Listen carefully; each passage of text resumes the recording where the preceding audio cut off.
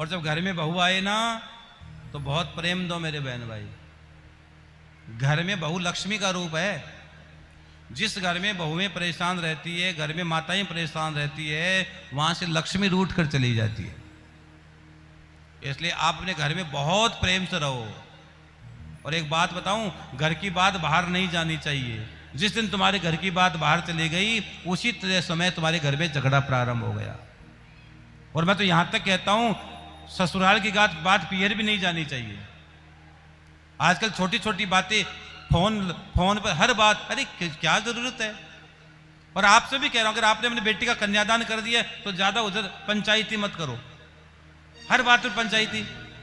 अच्छा तू रोटी बना रही है, तेरी सास क्या कर रही है? अरे सास कर रही है, तेरे को क्या मतलब? तू क्या कर रही है? तू क्या पंचायती कर रही है बता। अपनी बेटी को आदत डालो,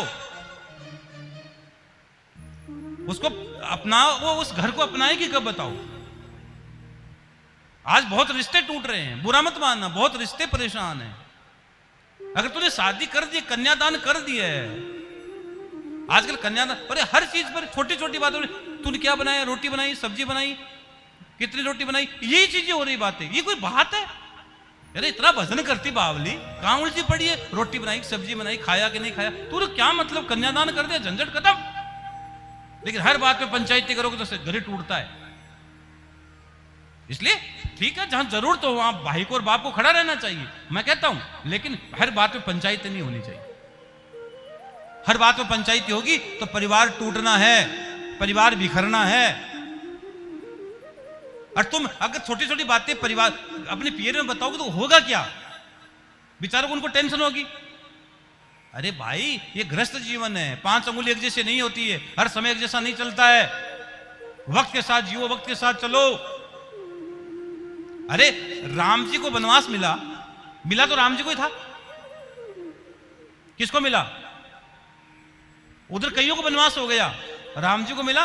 राम जी के साथ सीता जी गई।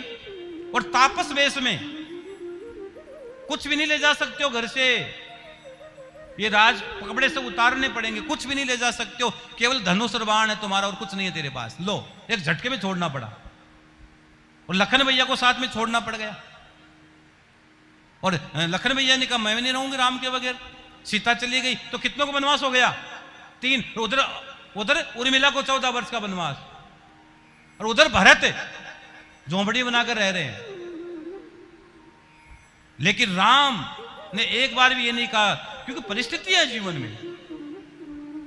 आप हर परिस्थितियों को अनुकूल, हर चीज समझने की चीजें होती है। तो भाई घर में बहुत प्रेम से रहा करो। और एक चीज और बताऊं, सुनो, जब घर में बहू आ जाए ना तो ज्यादा पंचायती मत किया करो, अपना भजन किया करो। कई ना डोकरिया माला तो लेके रहती है,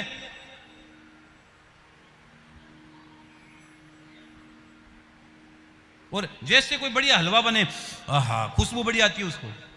माला कर रही है, अच्छा बहू हलवा बना रही है, ए माला रखी, ला बेटा, अरे भजन कर, भजन कर, भजन।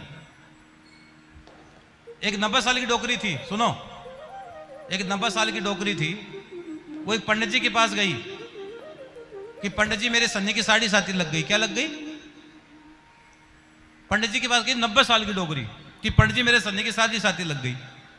तो पंडित जी ने कहा बेचारा सन्नी तेरा क्या करेगा, 90 साल की होगी तुम। कि नहीं पंडित जी समाधान बताओ, सन्नी की साथी लग गई, मेरा समाधान बताओ। पंडित जी ने कहा एक समाधान तेरा है, तुझे दान करना पड़ेगा 250 ग्राम लोग का, तेरा सन्नी उतर जाएगा।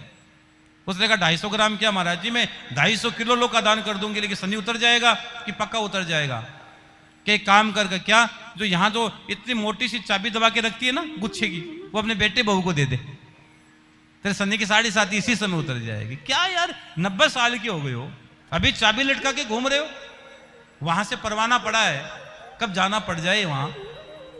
इसलिए मेरे बहन भाई सावधान होकर चलो। और कुछ समय के बाद मां के गर्भ में मां को हिडंबा तप करने जंगल में चली गई। इसका मतलब जब घर में कोई बहू आ जाए तो आपका काम केवल भगवान का भजन ही होना चाहिए।